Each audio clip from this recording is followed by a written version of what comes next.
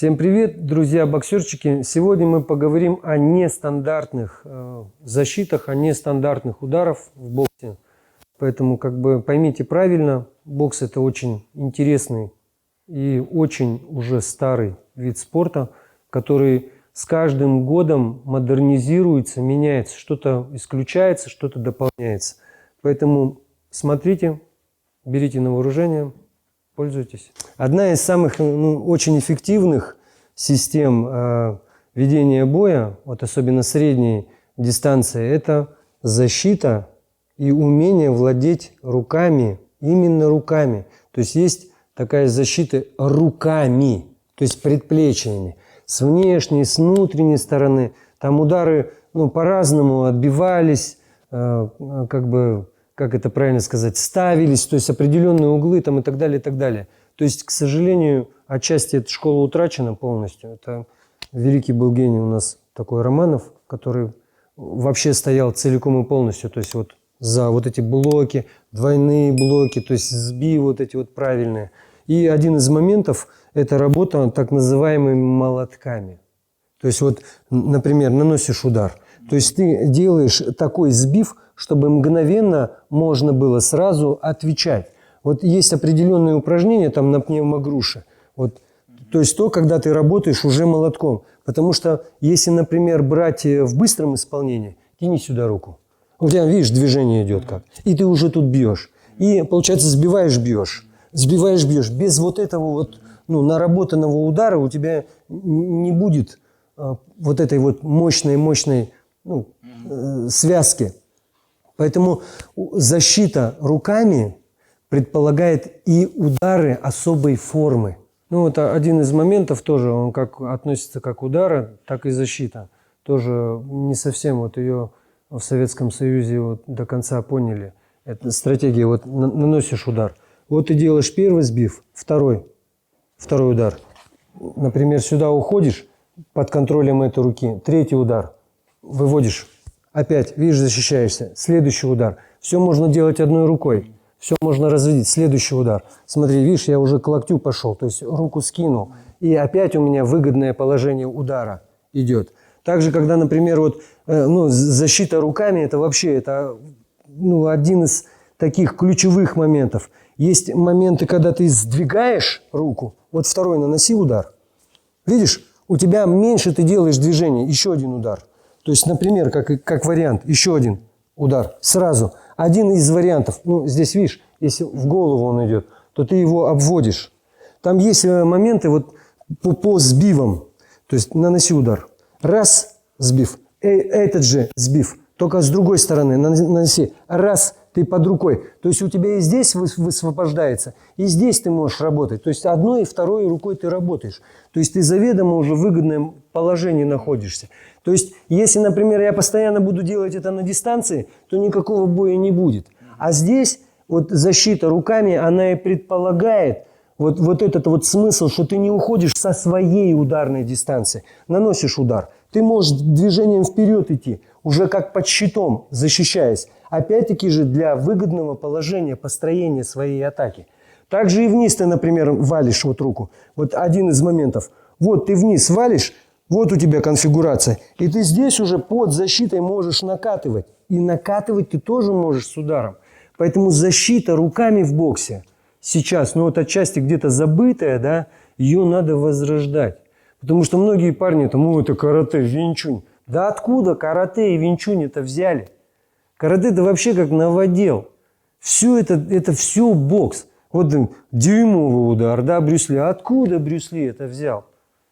Один из его самых таких лепших друзей, Мухаммед Али был.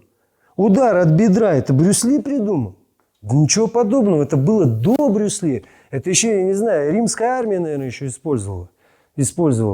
У меня тренер любил говорить, еще в Древнем и Египте уже движение это было, оно очевидное. Почему это приписывают Брюс Ли? Потому что он раскрутил это. В этом нереально много-много сил и энергии. Вот защита руками, да, каратисты не просто так их взяли, а это у голландских боксеров, у голландских моряков брали, а у них кулачная тема была. Вот они все, на коротких линиях все строилось. Винчунь, да, женщина придумала. Я думаю, что она у моряков это просто подглядела, да и все. И уже на свой лад они там переделали, там, модернизировали, там это убрали, это подобрали, а база все равно бокса осталась.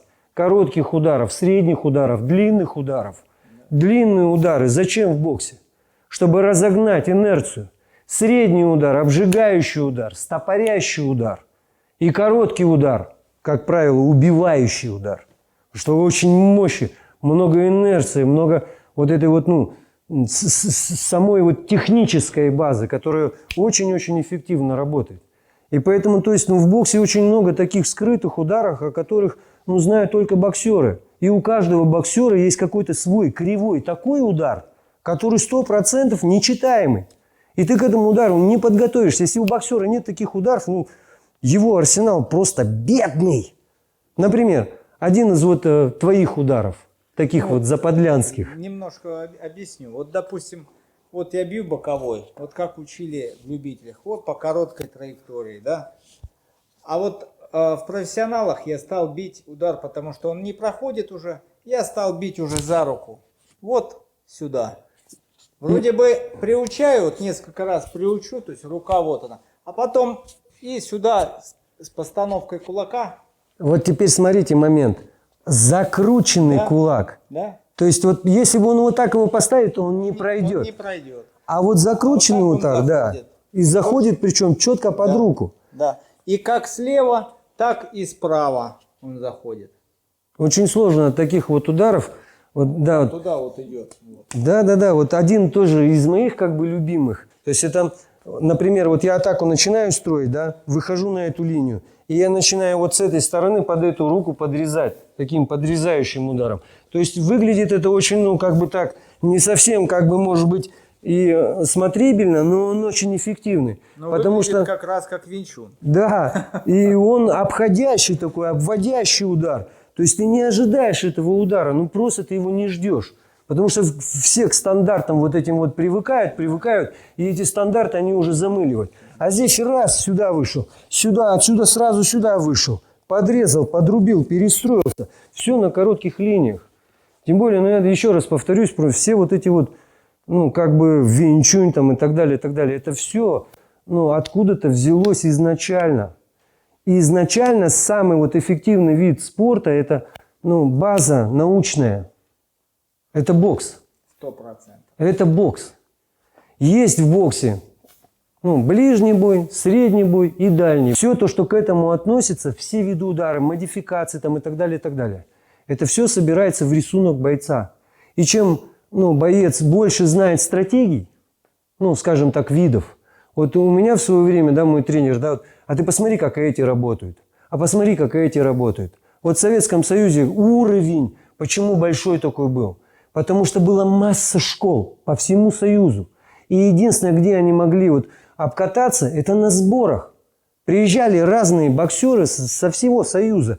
И они, то есть бам-бам, этот такой, бах-бах-бах-бах. Конечно, на Дальнем Востоке, когда влияние там карате там, или еще чего-нибудь там, в разы разогревалось, конечно, они упор делали на короткие линии, на защиту руками, на защиту там где-то больше корпус, подкручивая где-то. Если, например, взять Сибирь, да, там, парни мощные, вот такие вот ноги, там лыжи там и так далее, конечно, он тебя забегает, запрыгает. То есть это такая стратегия. Если взять там Среднюю Азию, там, или мальчишков там с Кавказа, да, где очень сильно развита борьба. То есть это средний, ближний бой, просто красавцы. Там рвали всех. И вот в целом школа, сама красота вот этой вот школы Советского Союза, это многообразие стилей. И еще один момент. Вот говорят, да, классический, советский, там, бокс, школа там, и так далее, и так далее. На самом деле это достижение мирового бокса. Это не то, что там придумали советские специалисты. Они просто это рассматривали, они спорили, они искали, они выводили, они классифицировали систему, чтобы внедрить ее в массы. Еще раз говорю, наши деды, которые пережили войну, задача была подготовить здоровое поколение, сильное поколение. И поэтому все программы и прокачек, и всех вот этих вот, как правильно сказать, вот видов спорта, то есть у них было как двойное назначение. Поэтому, то есть, еще раз говорю, вот развитие всех вот этих вот боевых новшеств, это очень серьезная такая была программа партии, то есть стратегия всей страны. Да. Поэтому это и так и развивалось. Некоторые там смотрят, да это не бокс. А ты вообще знаешь, что такое бокс? Бокс – это просто кулачный бой, раз на то пошло. И в боксе, да, вот хорошо, что есть правила, потому что если из бокса убрать правила, это просто будет драка. В боксе что основное и почему вот он называется бокс? Потому что есть тактика и стратегия. Это умение вести бой, умение. И если тебе для умения надо пользоваться разными видами ударов, вот это надо собирать, вот это надо использовать. А не так, что окрестили карате. Ну да, карате. Откуда оно взялось, это карате? Бокс. Да? Все бокс. Поэтому, парни, не парьтесь, идите прямым путем. Там все будет. Бокс, спорт, искусство. Да. С него все началось, и все им закончится.